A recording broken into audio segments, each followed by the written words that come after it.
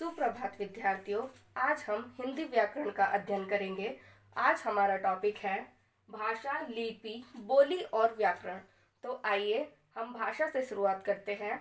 भाषा वह साधन है जिसके द्वारा हम अपने मन के विचारों को दूसरे व्यक्ति तक पहुंचाते हैं। बच्चों, आज हम भाषा के द्वारा ही एक दूसरे के विचारों का पता लगाते हैं। मैं आपको अपनी बातों को बोलकर बता रही हूँ, उसके लिए भी हमने एक भाषा का प्रयोग किया है। जैसे मैं आपको भाषा के बारे में कैसे समझा रही हूँ, मैं आपको भाषा के बारे में बोलकर समझा रही हूँ। आप कैसे समझ रहे हैं? मैं बोल रही हूँ, आप सुन रहे हैं, तो आप कैसे समझ रहे हैं? आप सुनकर समझ रहे हैं।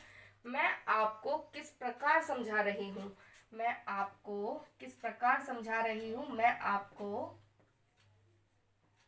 लिख कर समझा रही हूँ। आप किस प्रकार समझ रहे हैं? मैंने लिखा, आपने पढ़ा। आपने कैसे समझा? आपने पढ़कर समझा। इस प्रकार हम भाषा का प्रयोग एक दूसरे से बात करने के लिए, अपने विचार एक दूसरे व्यक्ति तक पहुंचाने के लिए भाषा का प्रयोग करते हैं। इन्हीं शब्दों से मिलकर हमारी भाषा की परिभाषा तैयार हो जाती है। जैसे भाषा एक ऐसा साधन या माध्यम है जिसके द्वारा एक दूसरे के विचारों को बोलकर, सुनकर, लिखकर या पढ़कर जाना जाता है। इसी प्रकार भाषा के अन्य रूप होते हैं, जिनमें भाषा के मुख्य दो रूप हैं। भाषा के मुख्य रूपों में पहला मौखिक भाषा, दूसरा लिखित भाषा। मौखिक भाषा वो भाषा होती है जिसको हम मुख से बोलकर प्रकट करते हैं, जिसे हम मुख से बोलते हैं। जैसे मैं आपको अपनी बात मुख से बोलकर समझा रही हूँ। लिखित भाषा वो भाषा होती है जैसे मैं अब आपको लिख कर समझा रही हूँ। लिखित भाषा का प्रयोग अक्सर हम मोबाइल में मैसेज टाइपिंग के लिए, पत्र लिखने के लिए, कंप्यूटर पे ईमेल्स भेजने के लिए हम लिखित भाषा का प्रयोग करते हैं। मौखिक भाषा के अंदर ही हमारी बोली आती है। बोली किसे कहते हैं? बोली एक क्षेत्र तक सीमित रहने वाली एक भाषा होती है।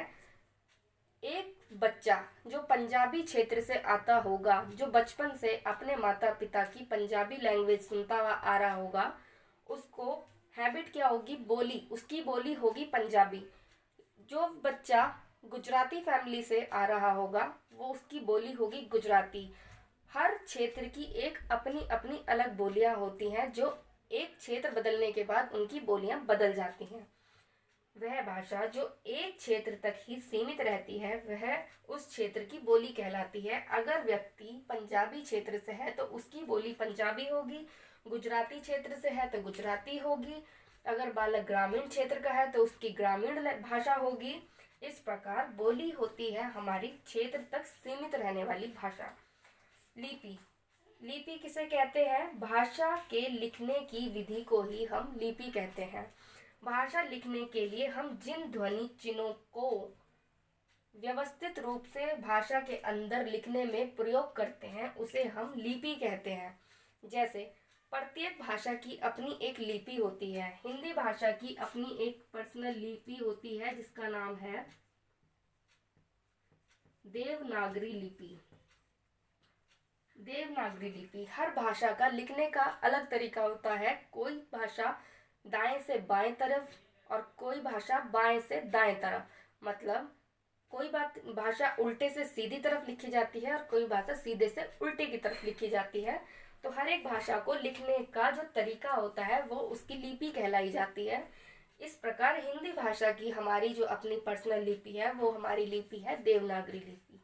तो आज का हमारा चैप्टर यहीं समाप्त होता है। धन्यवाद।